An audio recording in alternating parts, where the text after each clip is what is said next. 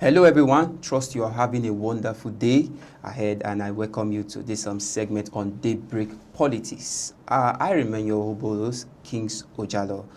This is the time where we'll be taking some brief trending political news and activities that has been happening recently within and outside the country.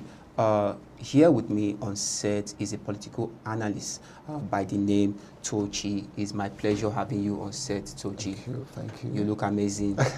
And you too. Yeah. So without no wasting much of our time, we're going to be going straight to some headlines and trending political activities that has happened recently and giving you some hints concerning these issues. First, we're going to be looking at the ASUU embarking on fresh nationwide strike coming Friday. That is the Academic Staff Union of University, which is ASUU, has announced plans for a fresh indefinite nationwide strike starting Friday, November 21st, 2025. Now, if the federal government fails to meet its demand, yes, the Academic Staff Union of University, just like I said, ASUU are calling and about to engage in another nationwide strike coming Friday 21st. Now, if they made it known that if the federal government fails to meet their demand and other criteria which they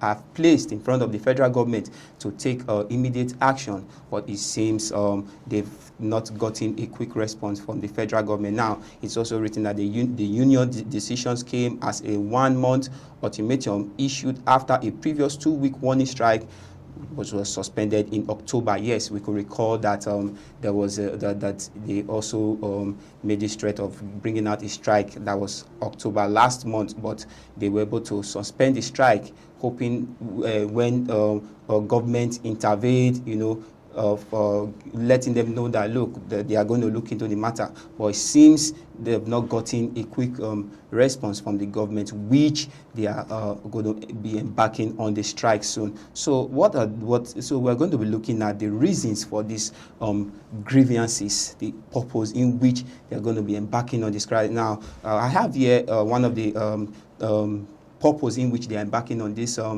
strike is non-payment of outstanding 3.5 months salaries, promotion and arrears, and aid academic allowance. Now, these are one of the things they've made known to the government,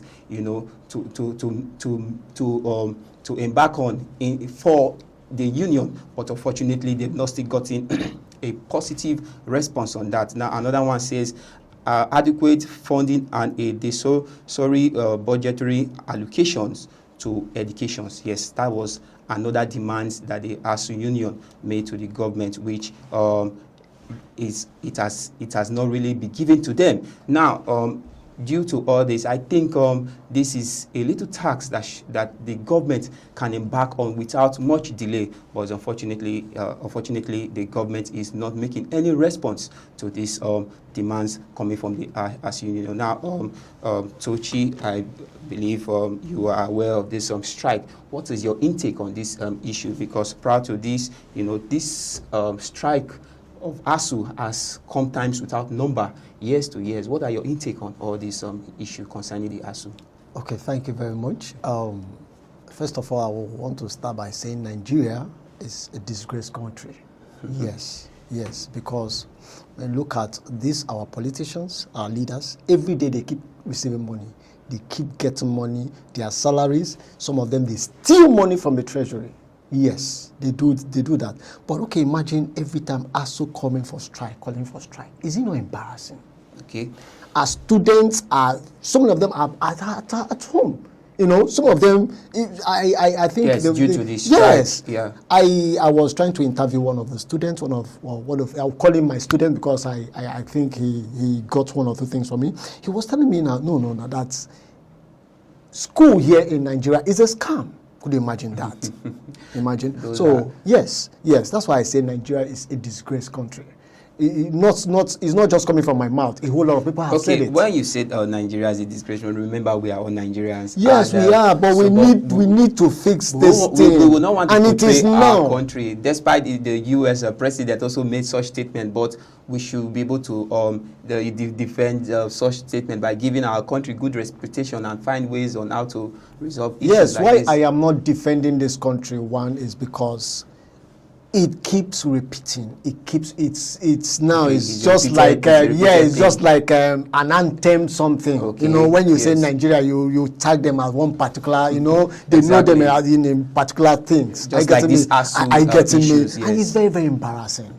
Go to other countries, it's not like that. Because now, sorry to interject you, Mr. Tochi. Now, if you look at it, this just as you said is a repeated thing, and it has really affected, Yes. the lives of young youths.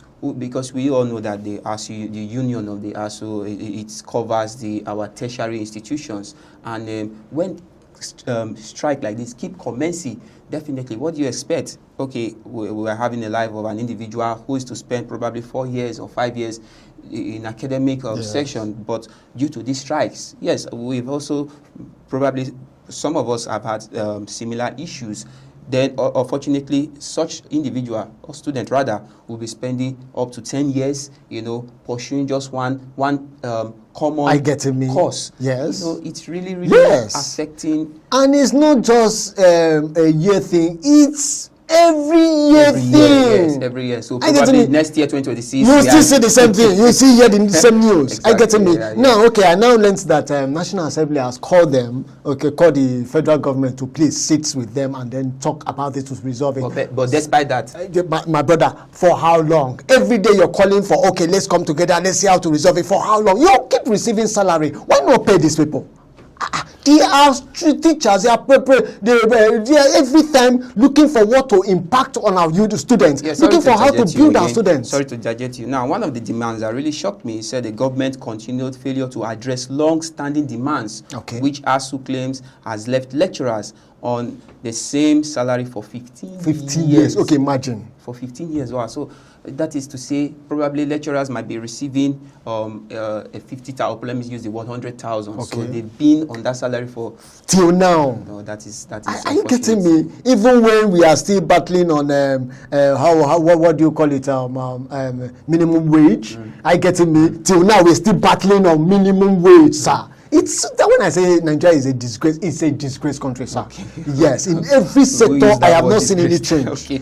Yes. Okay, thank you very much for that. So we'll be going to our next phase of discussion, which says PDP chairman begged Trump to come rescue Nigeria's democracy. Now, it has been highlighted that the newly elected chairman of the People's Democratic Party, Kabiru Turaki, has called on U.S. President Donald Trump and other developed nations to intervene and save democracy in Nigeria amidst its several internal party crises. Yes, we could recall yesterday, I guess, where the, in the secretary apartments in Abuja, where there was great crisis. We could see, the secretariat.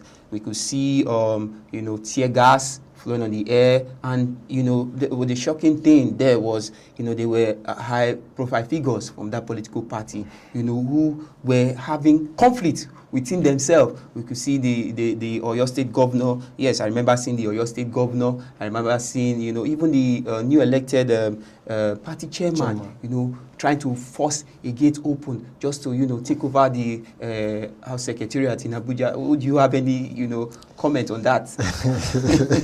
Honestly, it's worth laughing. My brother, yes, I keep saying again, I'll keep repeating it again. Nigeria is a disgraced country. Yes. Imagine a leader that knows, okay, let's do the right thing now. Yes. Okay, it's time to say no. Let's kick out some dirty things that is trying to, tarnish the image of our country. Let's try to make it right this time. And you see those bad eggs will also come together and say no, we want it this way. Let Nigeria be the way it is. You can imagine that. And this same man will now say no, okay, let me call on international bodies. Let's see how we can sort this problem. And everybody are tackling him, calling him names, My brother, to be sincere, this man is doing the right thing. If Nigeria cannot solve its problem, then let's invite international people. Don't you think it's a little bit shameful where we have our own government, where we have our own system, then we are calling another president to come solve our own political issues? Don't you think it's okay?